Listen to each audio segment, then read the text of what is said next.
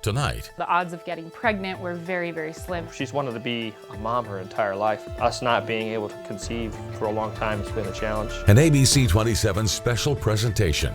I took the test and it came up positive and I screamed. I just remember being in shock.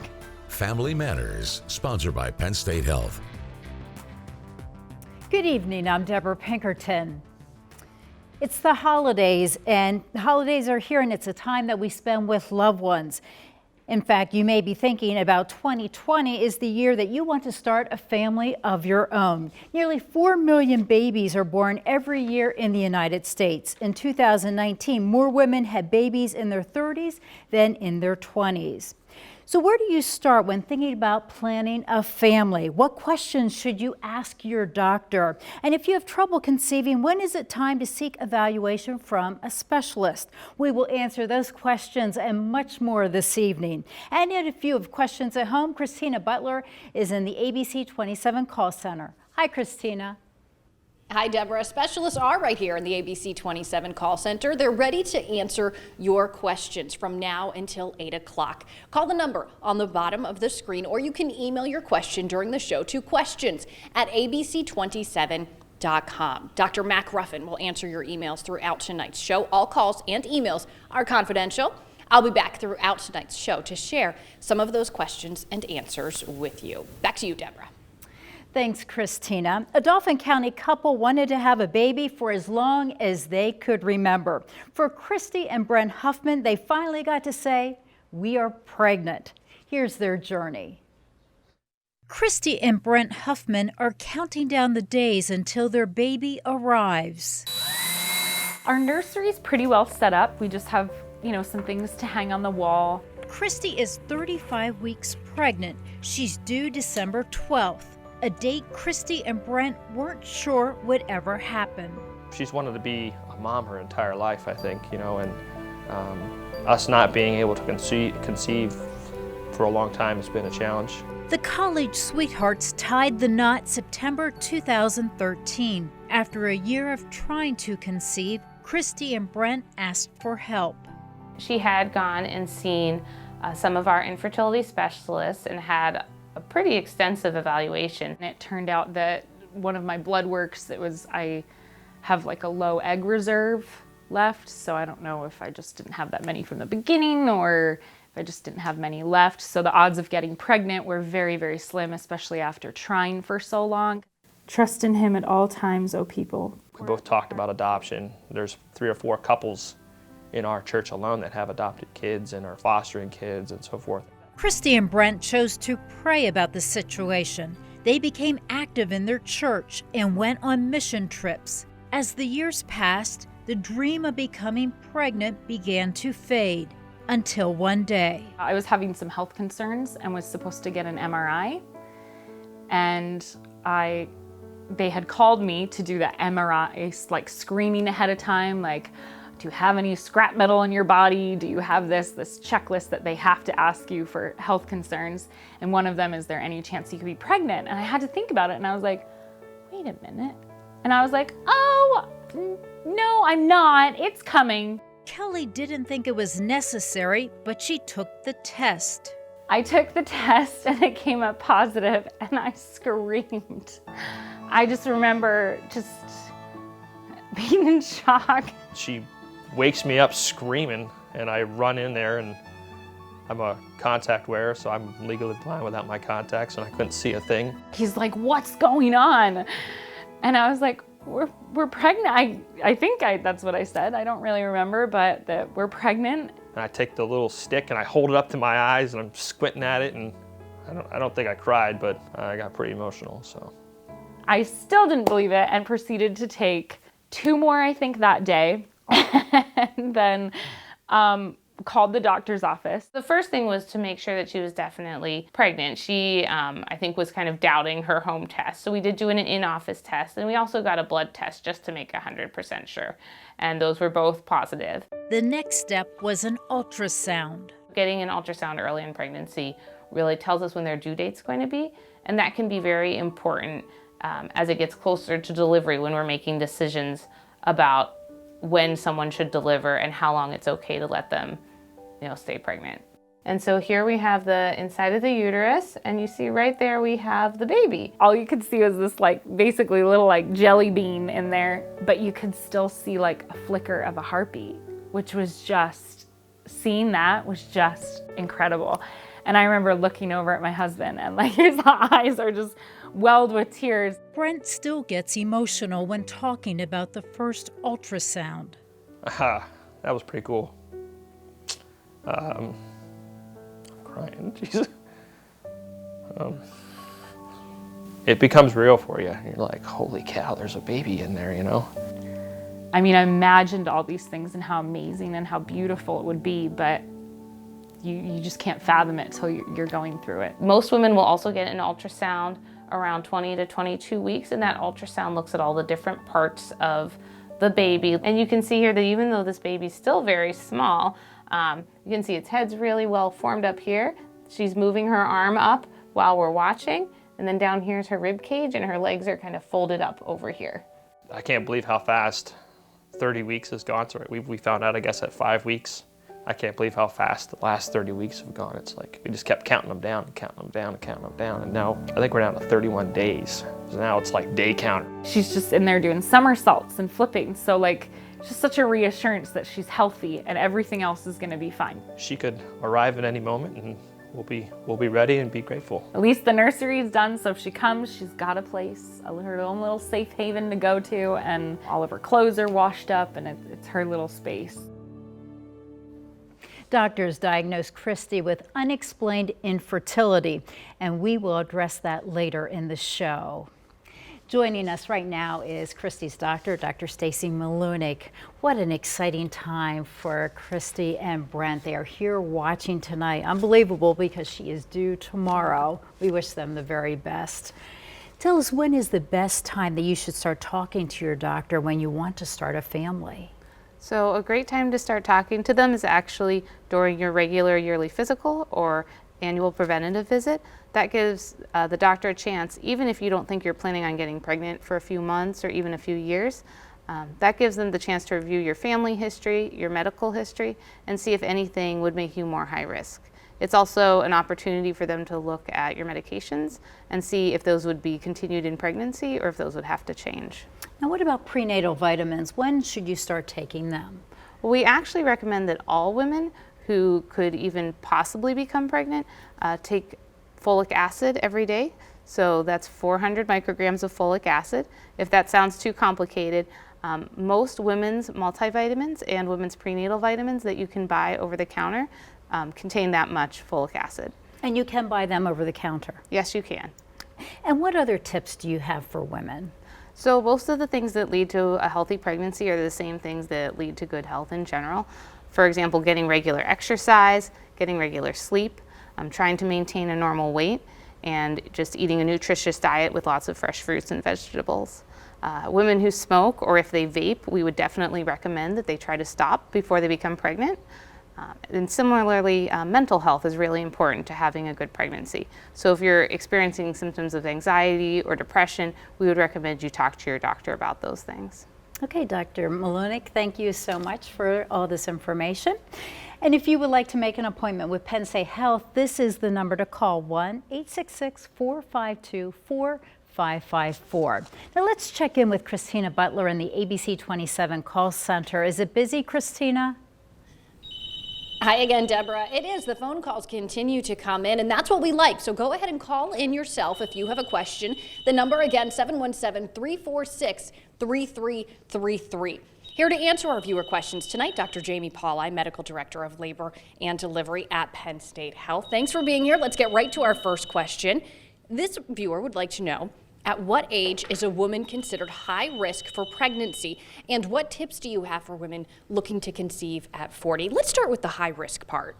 Sure. So the first thing is that traditionally we've used the age of 35 as what we would call advanced maternal age or high risk for a pregnancy.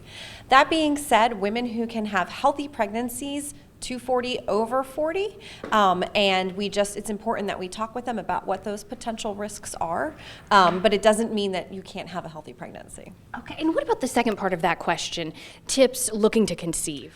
So I think the first thing is to make sure that as we get older, we do develop some more medical problems. So if you have any medical conditions or you haven't seen your doctor recently, it's a really good idea to touch base with your primary care doctor, make sure that you're in good health and that anything that can be adjusted or treated is treated before you get pregnant. The other thing too to consider is that women who are 40 or over may have a harder time getting pregnant. So before you spend a long time doing it, consider talking to your OBGYN or a reproductive endocrinologist about what your options are so that you can maximize the health of a pregnancy. Okay, thanks so much. We'll be back with you in just a bit. And again, if you have a question for a specialist, you can call or you can email your questions to questions@abc27.com. Stay with us. We'll be right back.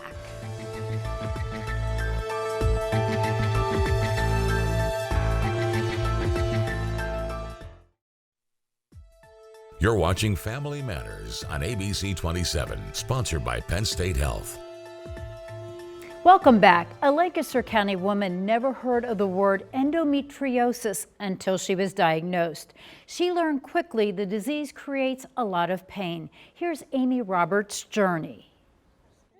An amazing day for Amy Roberts. It's fantastic. It was everything that I've ever hoped and dreamed for. I've wanted to get married at the Hotel Hershey since I was a little girl, so it was a dream come true. Just to see her so happy and healthy and in such a good place and looking forward to the start of her marriage and hopefully starting a family someday, it's just a really exciting time for us as a family to watch it. An exciting time for Amy and Dan, now and for years to come. We would love to be parents one day, not something that we're actively pursuing, but we've talked about it and it's definitely what we want to happen down the road. Amy wasn't sure a family was even a possibility. I started having various symptoms when I was around 16. It ranged in everything from really debilitating cramps, upset stomach, things like that, and we thought for the longest time that it was actually a digestive issue. I was home for a break from school and just noticed her laying around a lot and seemed kind of sad and not herself, and I just thought that was kind of odd for Amy because she's always so upbeat and happy and just ready to go. Amy dealt with stomach cramps for a couple of years until it became too much. It would have been my senior year of high school, the fall. One day I woke up and I couldn't get out of bed. I was in so much pain, I couldn't stand up straight, and we went to the ER right after that. Spent the whole day in the ER at Hershey. At the end of that day, the ER doctor came in. Oddly enough, I had a kidney stone at that time as well, but he had said, based off your other symptoms and the timing and everything, he was like, you may have something called endometriosis. So endometriosis is when the glands, the endometrial glands that a woman has when she would have her period, that part that sheds out is called the endometrium. Those glands, instead of being on the inside and shedding out when you have your period, they implant on the outside, implant in places in the pelvis or in the abdomen, places outside of the uterus. And those glands then will grow and cause inflammation, pain each month, just like as a woman's having her period. Spring of my senior year of high school was when I had my first surgery, and he was able to confirm that I did have endometriosis, and that kind of started our game plan of how to kind of suppress the symptoms and make sure I could have a good quality of life. The role of surgery can be multiple. It helps to confirm the diagnosis, and then it can also infer treatment. If you can remove the endometriosis, you can hopefully give them times and periods of relief. He was able to prescribe me medication like birth control, other various hormone suppressing medications to try and help lessen those symptoms. Amy did have some relief, but a couple of years later, the symptoms returned. I remember reaching out to Dr. Harkins and saying, the medication's not working. I didn't want to have to rely on pain medication to, get me through my day.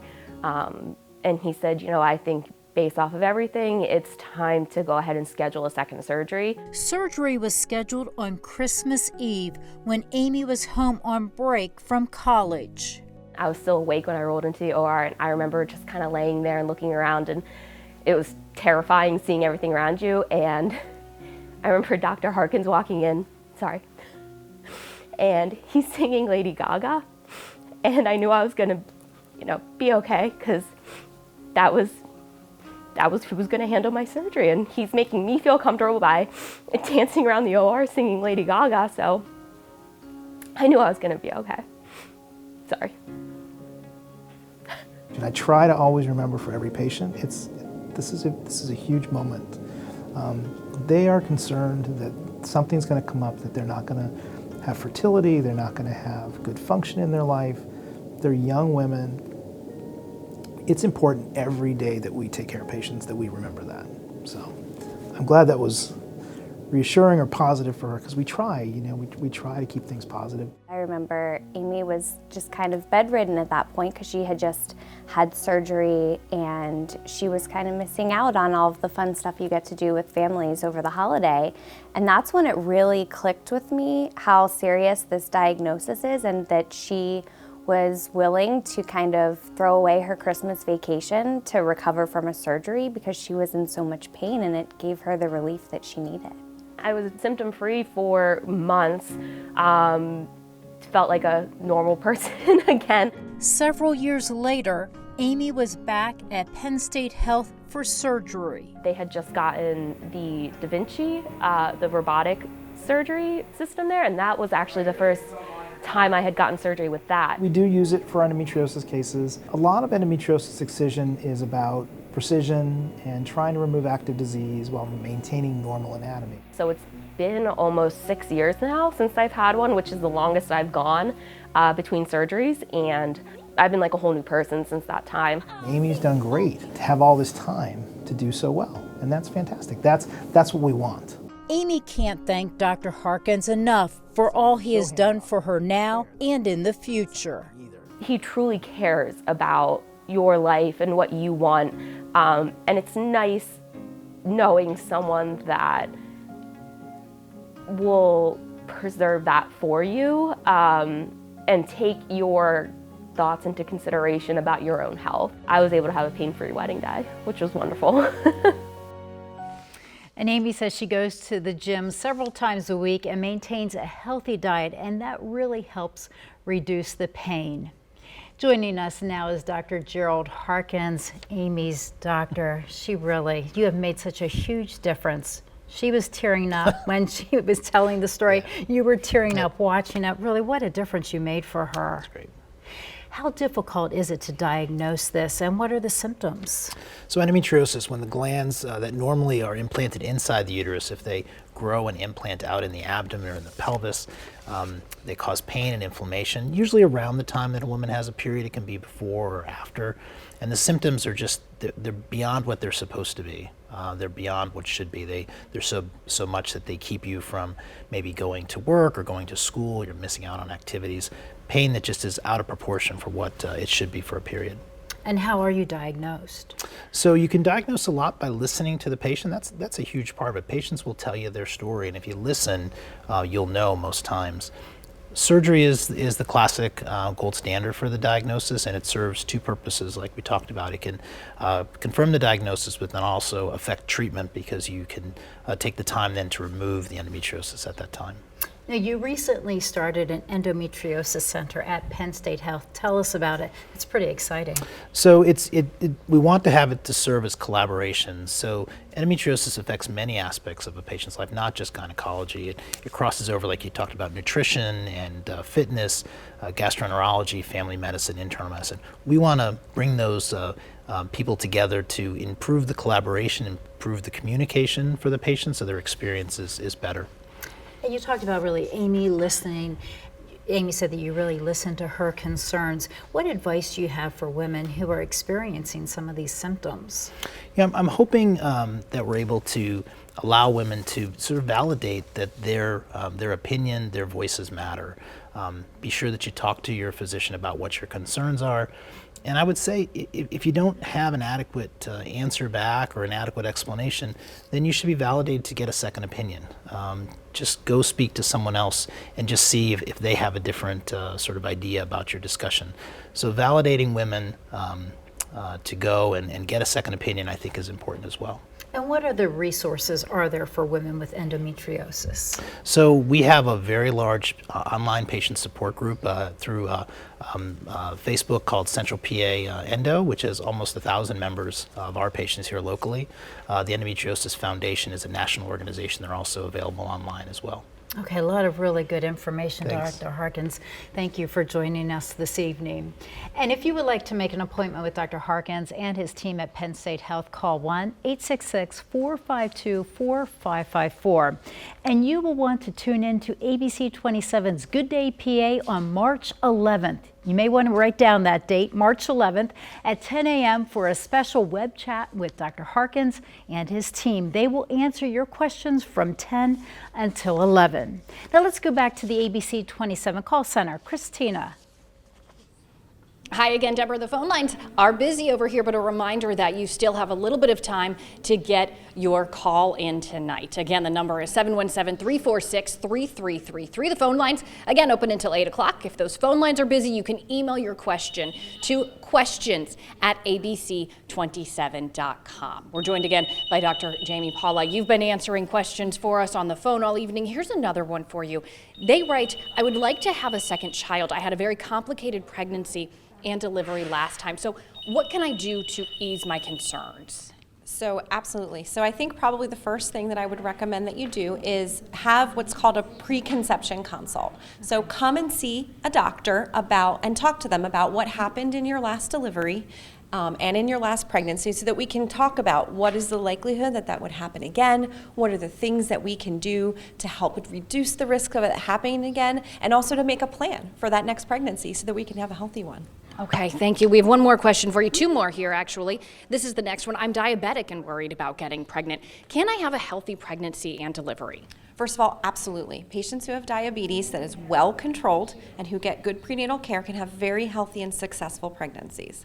The key to that, however, is controlling the diabetes. So you need to make sure that your blood sugars are controlled, that you're seeing your doctor, that you're taking the medicine that you're supposed to have. And again, I would recommend coming to see either a maternal fetal medicine specialist, such as myself, or your OBGYN, or your family doctor, and talk to them about what are the things you can do in order to make that pregnancy healthy. Okay, sounds like lots of good conversations here. Here's our final viewer question. My husband and I have decided we would like to start a family. How long should I be off of birth control before trying to conceive? So this is a great question. I'm so glad that whoever asked this.